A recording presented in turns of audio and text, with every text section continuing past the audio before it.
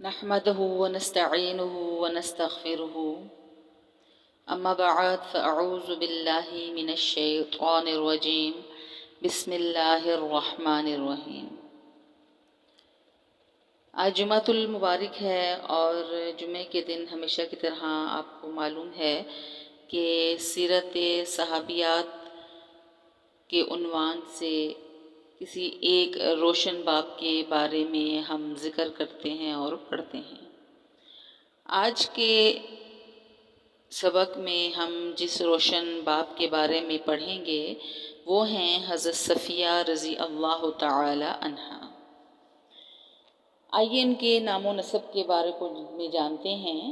اصلی نام زینب تھا، لیکن چونکہ وہ جنگ خیبر میں خاص حضور صلی اللہ علیہ وآلہ وسلم کے حصے میں آئی تھیں اور عرب میں غنیمت کے ایسے حصے کو جو امام یا بادشاہ کے لیے مخصوص ہوتا تھا صفیہ کہتے تھے، اسی لیے وہ بھی صفیہ کے نام سے مشہور ہو گئی۔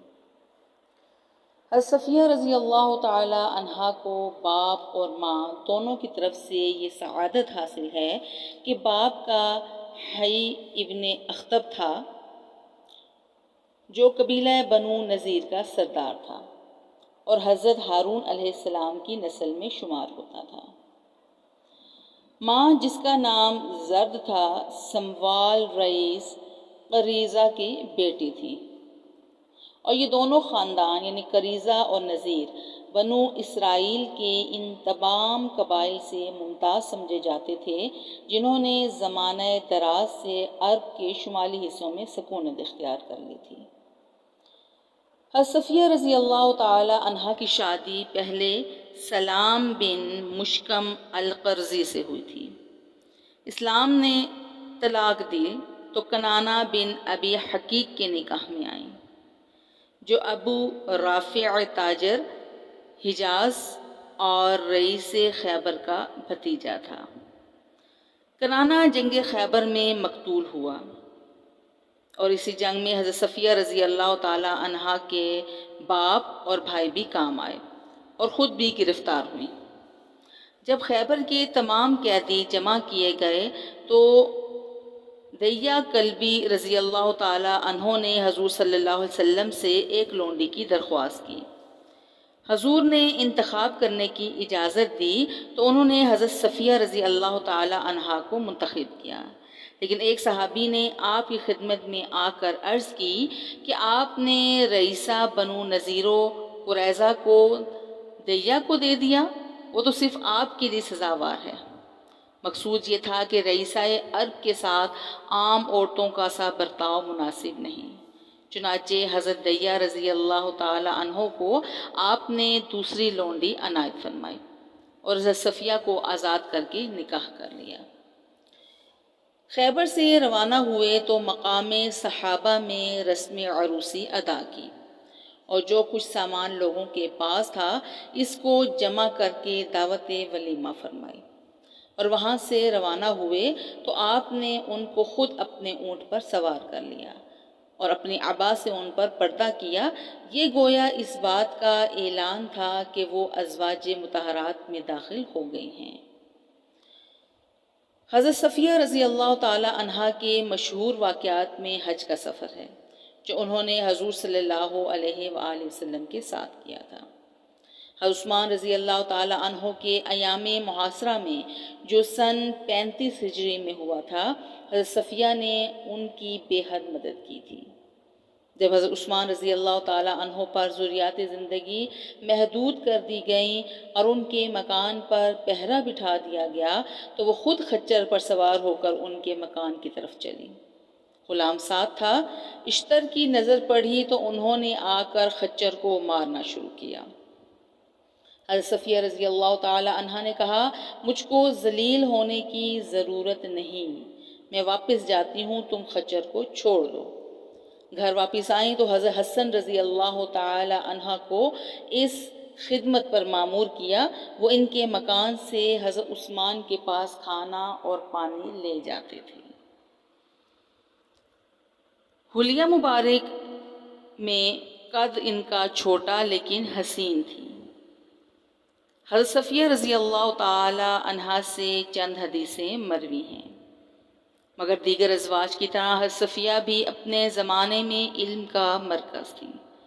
چنانچہ حضرت سہیرہ رضی اللہ تعالی عنہا بنت جیفر حج کر کے حضرت صفیہ کے پاس مدینہ آئیں تو کوفہ کی بہت سی عورتیں مسائل دریافت کرنے کی غرض سے بیٹھی ہوئی تھیں۔ سہیرہ رضی اللہ تعالی عنہا کا بھی یہی مقصد تھا، اسی لیے انہوں نے کوفہ کی عورتوں سے سوال کروائے کہ ایک فتویٰ نبیذ کے متعلق تھا۔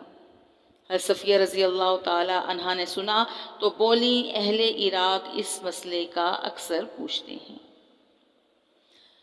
حضرت صفیہ رضی اللہ تعالی عنہا میں بہت سے محاسن اخلاق جمع تھے، وہ نہایت عاقلہ تھیں۔ زرقانی میں ہے کہ صفیہ عاقل، فاضل اور حلیم تھی۔ حلم و تحمل ان کے باب فضائل کا ایک نہایت جلدی عنوان ہے۔ غزوہ خیبر میں جب وہ اپنی بہن کے ساتھ گرفتار ہو کر آ رہی تھیں تو ان کی بہن یہودیوں کی لاشوں کو دیکھ دیکھ کر چیخ اٹھتی تھی۔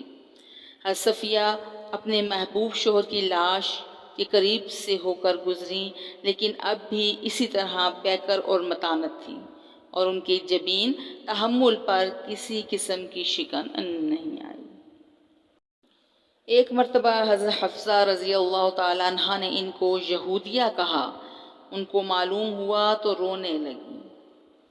حضرت صفیہ رضی اللہ تعالیٰ عنہ کے پاس ایک کنیز تھی جو حضرت عمر سے جا کر ان کی شکایت کیا کرتی تھی۔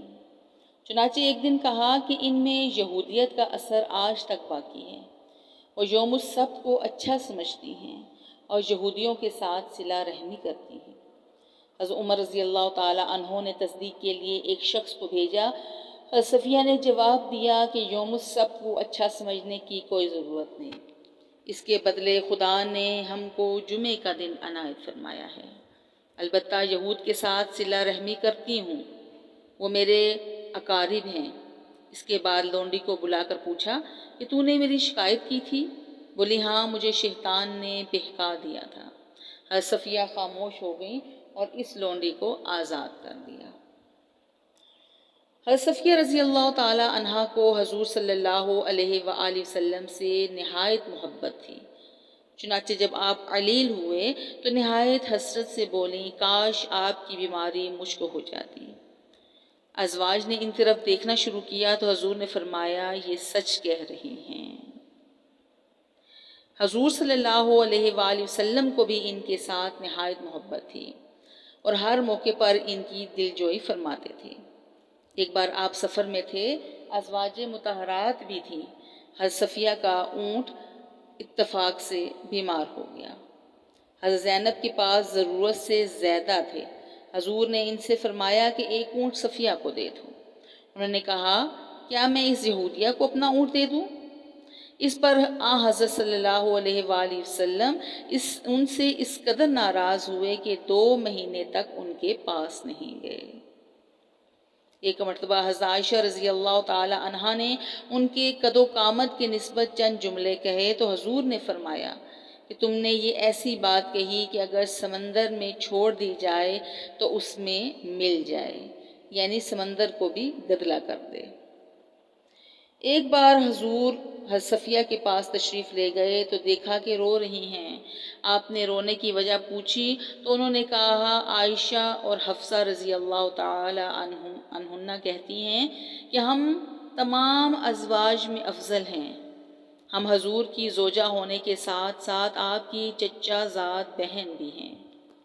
آپ نے فرمایا، تم نے یہ کیوں نہیں کہہ دیا کہ ہارون علیہ السلام میرے باپ، موسیٰ علیہ السلام میرے چچا اور محمد صلی اللہ علیہ وآلہ وسلم میرے شوہر ہیں، اس لیے تم لوگ کیوں کر مجھ سے افضل ہو سکتی ہو۔ سفر حج میں حضرت صفیہ رضی اللہ تعالی عنہا کا اونٹ بیٹھ گیا اور وہ سب سے پیچھے رہ گئی۔ حضور ادھر سے گزرے تو دیکھا زاروں قطار رو رہی ہیں۔ آپ نے اپنی ردا اور دستے مبارک سے ان کے آنسو پونچھے۔ حضور آنسو پہنچے جاتے اور وہ بے اختیار روتی جاتی تھی۔ حضرت صفیہ رضی اللہ تعالی عنہا سیر چشم اور فیاض واقع ہوئی تھیں۔ چنانچہ جب وہ امیر المومنین بن کر مدینہ منورہ میں آئیں تو حضرت فاطمہ اور ازواج مطہرات کو اپنے سونے کی بہت سی اینٹیں تقسیم کر دیں۔ کھانا نہایت عمدہ بناتی تھیں اور حضور صلی اللہ علیہ وآلہ وسلم کے پاس تحفتاً بھیجا کرتی تھیں۔ حضرت صفیہ رضی اللہ تعالی عنہا نے رمضان سن 50 ہجری میں وفات پائی اور جنت البقیع میں دفن ہوئی۔ اس وقت ان کی عمر مبارک 60 سال کی تھی۔ 1 لاکھ ترکہ چھوڑا اور 1 ثلث کے لیے اپنے یہودی بھانجے کے لیے وصیت کر گئیں۔ یہ تھا ہمارا آج کا روشن باب حضرت صفیہ رضی اللہ تعالی عنہا کے متعلق۔ اللہ رب العزت سے دعا ہے کہ وہ ہمیں ان کے نقش قدم پر چلنے کی توفیق عطا فرمائے، دین کے مطابق اپنی زندگیاں گزارنے والا بنائے۔ اللہ ہم سب میں اپنی خیریں تقسیم فرمائے، اپنی نعمتیں اور اپنی رحمتیں ہمیں عطا فرمائے، دنیا آخرت میں ہمیں آسانی عطا فرمائے اور کامیاب لوگوں میں شامل فرمائے۔ یا رب العالمین ہماری اس کاوش اور کوشش کو قبول فرما دے اور دین کے کام کے لیے ہمیں چن لے۔ آمین یا رب العالمین۔ وآخر دعوانا ان الحمد للہ رب العالمین۔ والسلام علیکم ورحمۃ اللہ وبرکاتہ۔